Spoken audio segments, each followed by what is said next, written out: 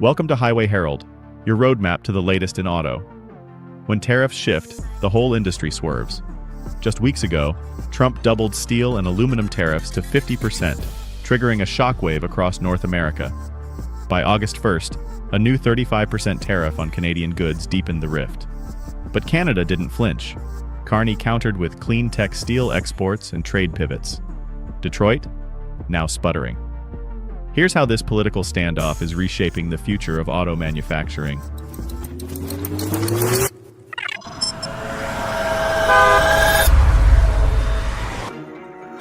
Number 5. From Washington's steel sledgehammer to factory floor chaos. What began as Trump's push to revive U.S. manufacturing quickly turned into a shockwave. By invoking Section 232, he doubled tariffs on imported steel and aluminum to 50%, citing Canada's alleged failure to curb fentanyl trafficking, a claim Prime Minister Carney dismissed as baseless. Markets responded instantly. U.S. steel prices spiked to $900 per ton, hammering Detroit's automakers. Ford, GM, and Stellantis, unprepared for the sudden cost surge, were forced to slow production. Ford's River Rouge plant idled stamping lines mid-July, and the S&P 500 dipped 0.75% in a single day, labeled Trump's tariff tumble. Canadian exports dried up. Rail shipments stalled.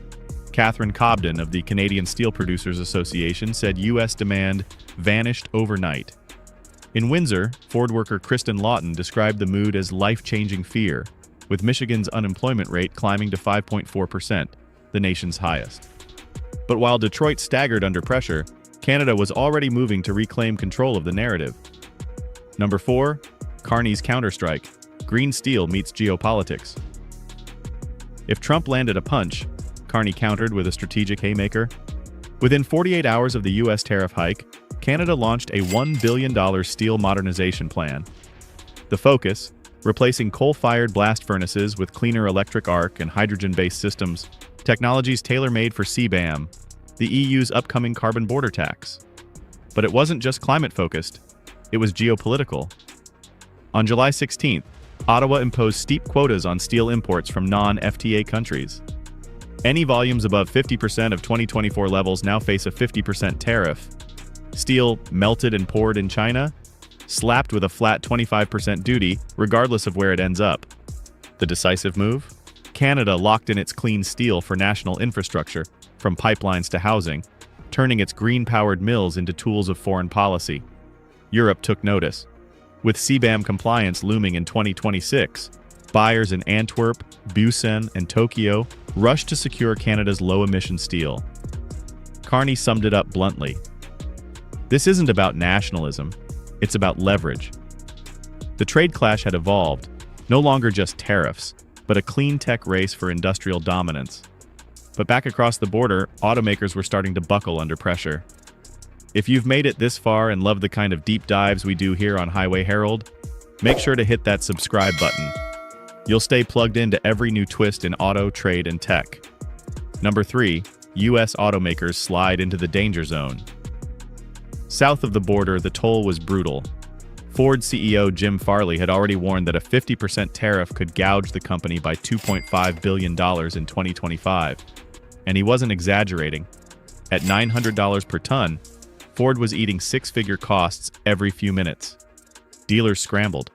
In Texas, California, and everywhere in between, MSRP on high-volume models jumped by $1,500 to $2,000. Reuters reported that Mexico-made vehicles were spiking by as much as 25%. Consumers weren't just feeling the pinch, they were canceling pre-orders. Beyond autos, the pain hit energy too. U.S. frackers lost access to Canadian oil-grade pipe. OCTG became a rare commodity as Ottawa prioritized its own infrastructure. Even pipeline giant Enbridge had to dip into backup stockpiles. Midstream projects delayed, independent contractors sidelined, and when U.S. senators crossed into Ottawa begging for relief, Carney held firm. Export quotas? Minimal. Loopholes? Closed. His stance: you want Canadian steel? Play by the new rules. And speaking of rules, Canada was rewriting them entirely. Number 2, Canada's steel realignment, redrawing the industrial blueprint.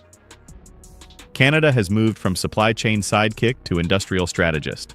Backed by Ontario Premier Doug Ford, Prime Minister Carney rolled out a bold Made in Canada policy mandating Canadian melted steel in all federally funded infrastructure: highways, housing, pipelines, and more.